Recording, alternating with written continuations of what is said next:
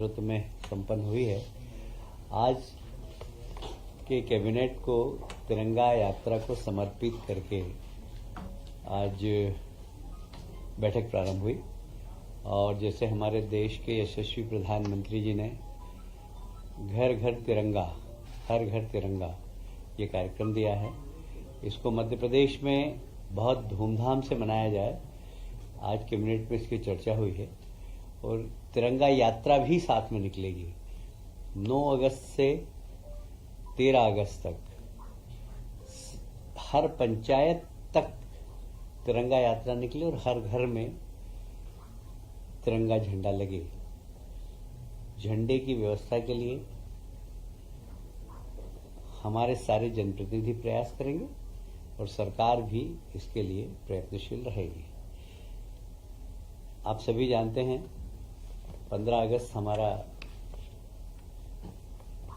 स्वतंत्रता दिवस है और स्वतंत्रता दिवस को बहुत धूमधाम से मनाना चाहिए। नई पीढ़ी में यह एहसास होना चाहिए कि स्वतंत्रता हमको बहुत सारे बलिदानियों के कारण प्राप्त हुई, तो उन बलिदान स्वतंत्रता संग्राम सेनानियों के प्रति अपना आदर समर्पित करते हुए हम इस 15 अगस्त को मनाएंगे और जितने भी क्रांतिकारियों की प्रतिमा है उनको सजाना, उनको धोना, अभी जीवित स्वतंत्रता संग्राम सेनानी है, लोकतंत्र के सेनानी, उनका सम्मान करना, ये सब इस कार्यक्रम के अंतर्गत होगा।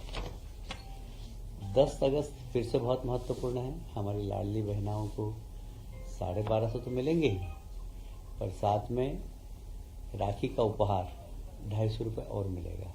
इस प्रकार 1500 रुपये मिलेंगे और इसमें सरकार का लगभग 1900 करोड़ की राशि एक बटन दबाने से हमारी प्रदेश की बहनों के खाते में जमा हो जाएगी।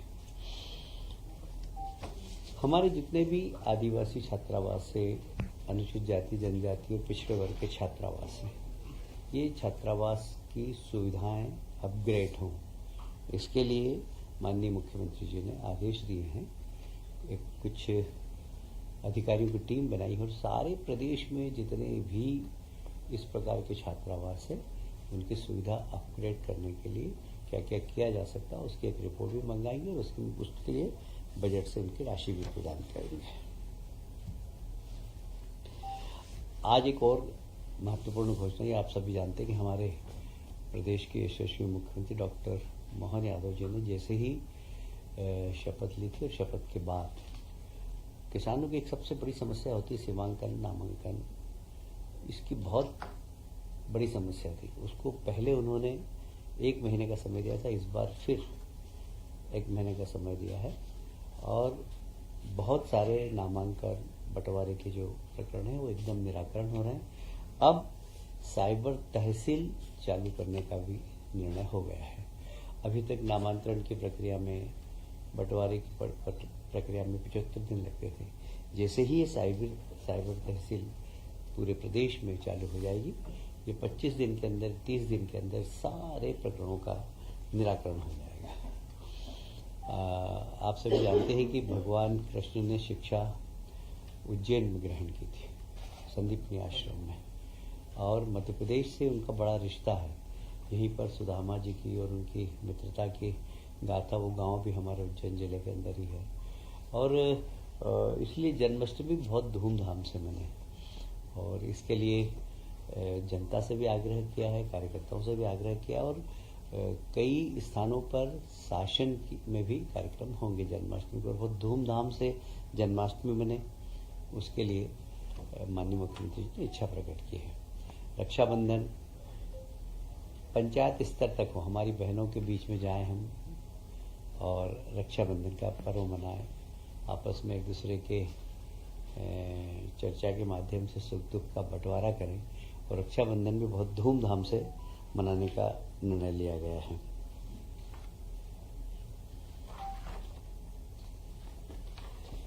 आज माननीय मुख्यमंत्री जी ने घोषणा की थी कि जितने भी हमारे लोकतंत्र सेनानी हैं, आप सभी जानते हैं कि इस देश में प्रजातंत्र की हत्या हुई थी 25 जून को, जब आपातकाल लगा था और सारे देश को जेल बना दिया था श्रीमती इंदिरा गांधी ने। वे सब लोग जो आज प्रजातंत्र की दुहाई देते हैं, उन लोगों ने ही प्रजातंत्र की हत्या की थी। उस समय बहुत पूरा देश जेल बन गया था और बहुत सारे उसमें से निरपराध लोग 24-24 महीने जेल में रहे, 18-18 महीने जेल में रहे। उनको लोकतंत्र सेनानी के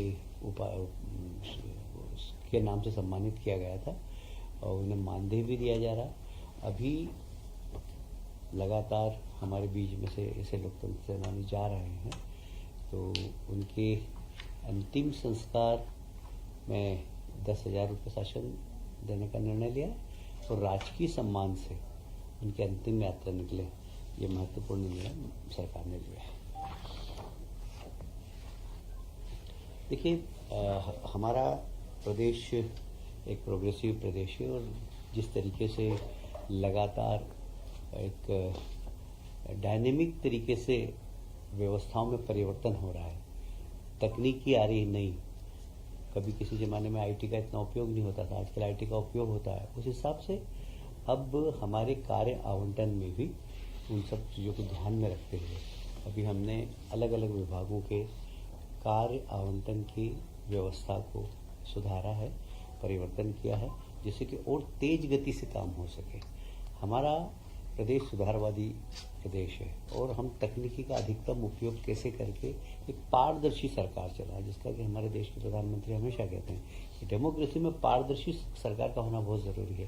तो ये तकनीकी के माध्यम से जो पारदर्शी सरकार चलाने का हमारा प्रयास है, जैसे मैंने कहा कि पहले कभी एक प्रधानमंत्री जी हुआ करते थे, राजीव गांधी जी ने कहा था 1 रुपया भेजते हैं हम, 15 पैसे भेजते हैं। अब 10 तारीख को 1900 करोड़ रुपए का बटन दबाएंगे हमारे प्रदेश के मुख्यमंत्री और 1900 करोड़ रुपए हमारी बहनों के खाते में पहुंच जाएगा। ये नई तकनीक का उपयोग और पारदर्शी व्यवस्था, इसी दृष्टि से हमने कार्य आवंटन में भी थोड़ा सा परिवर्तन किया है।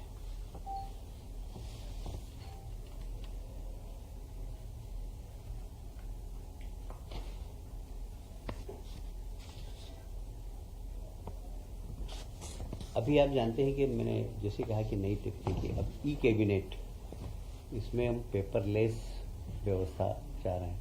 पेपरलेस व्यवस्था मतलब समझ लीजिए कि यह ग्रीन स्टेट की तरफ बढ़ता हुआ हमारा एक कदम है, क्योंकि 1 टन कागज में 17 पेड़ कटते हैं और इसलिए कागज का उपयोग कम से कम हो, ये बहुत ज़्यादा ज़रूरी है।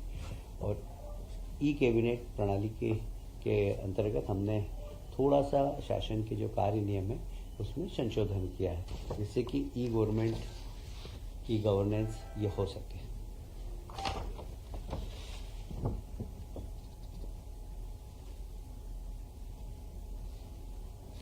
आप सभी जानते हैं कि किसी भी देश के लिए बजट एक बहुत प्रमुख होता है।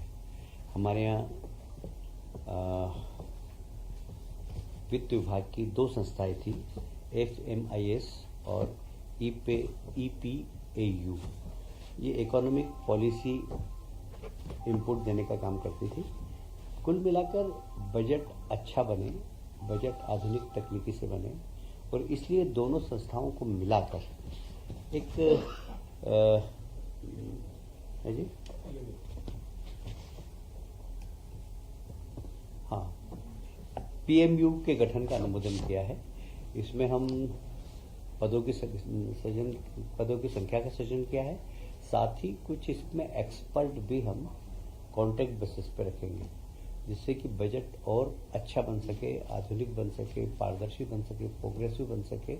और साथ में सरकार के बजट की व्यवस्थापन का भी, कई बार हमें लोन लेना है, लोन लेने के लिए क्या क्या हमें सावधानियां रखना है, ये सब गाइड करने का काम ये PMU करेगा, वित्त विभाग। तकनीकी शिक्षा विशेषकर रीवा के लिए एक निर्णय हुआ। वहाँ पर पॉलिटेक्निक कॉलेज है, 2 ही ब्रांच थी वहाँ पर, वहाँ कुछ ब्रांच बढ़ाई गई है, क्योंकि वहाँ अब हमने प्रदेश में भी हम सारे ही पॉलिटेक्निक और IT की एक बार फिर से समीक्षा करेंगे, जहाँ जिस प्रकार के रोजगार की आवश्यकता है उस प्रकार की ट्रेनिंग देना। जैसे मैं बात करूं अगर पीतमपुर में ऑटोमोबाइल का क्लस्टर है, तो वहाँ पर ITI पॉलिटेक्निक में उस प्रकार की ट्रेनिंग दी जाए। यदि रीवा की हम बात करते हैं तो रीवा में सीमेंट इंडस्ट्री तो सीमेंट इंडस्ट्री की आवश्यकता क्या क्या है, उस हिसाब से उनको ट्रेनिंग दी जाए। ऐसे ही जैसे विदिशा में हमारे यहाँ कुल मिलाकर टेक्सटाइल का हब बन गया है, तो टेक्सटाइल में क्या आवश्यकता है उस हिसाब की ट्रेनिंग हमें पॉलिटेक्निक में और ITI में दें। इस प्रकार के ऊपर माननीय मुख्यमंत्री जी ने आज कैबिनेट में निर्देश दिए हैं। जेल, ये बात सही है कि जेलों में सुधार लगातार चल रहा है। आज मुख्यमंत्री जी ने फिर से कहा है कि वहाँ पर सांस्कृतिक आध्यात्मिक गतिविधियों का केंद्र बने, साथ ही उनकी कौशल कला उसके ऊपर भी ध्यान दें। सागर का आज बड़ा उल्लेख हुआ। सागर के हमारे केदी भाई बहुत अच्छा उन्नत कपड़ा बनाते हैं, जो लोग बिल्कुल लाइन से खरीदते हैं उनके यहाँ, और लगभग पूरे प्रदेश में जेल के कैदियों के द्वारा उत्पादन से लगभग 4 करोड़ से अधिक की राशि का लाभ भी हुआ है। हम उनको किस प्रकार जेल सुधार की योजना कर सके, उसके लिए एक कमेटी भी हमारी, विशेषकर हम जेल के अंदर योगा, आध्यात्म, इसके ऊपर फोकस करेंगे और उनको तकनीकी शिक्षा भी देंगे, जिससे कि वे स्वयं का रोजगार कर सकें, जेल का वातावरण सुधारें। इस दिशा में आज निर्णय लिया गया है। कुछ नई जेल भी बनाने का निर्णय हुआ है, जो नए जिले बने हैं उनको वहाँ पर नई जेल बनाए, जैसे मैहर नया जिला बना है, वहाँ पर एक जेल बनाने का निर्णय लिया। ऐसे बुरहानपुर के अंदर एक जेल बनाने का निर्णय लिया, तो जेल की व्यवस्था भी सुधरे और वहाँ पर कैदियों के साथ उनको ट्रेनिंग भी मिलेगी वो निकलने के बाद बाहर आए। दूसरा, ऐसे कई गरीब कैदी हैं जो छोटे छोटे दंड नहीं भरने के कारण जेल के अंदर है। बहुत ही संवेदनशीलता के साथ हमारे मुख्यमंत्री जी ने कहा है कि उनका पैसा हम भरेंगे और उन कैदियों को रिहा करेंगे। और साथ ही 15 अगस्त में भी अभी ऐसे कैदी जो ओल्ड एज के हैं, जिनकी लंबी सज़ा हो गई है, उनको भी मुक्त करने का निर्णय लिया।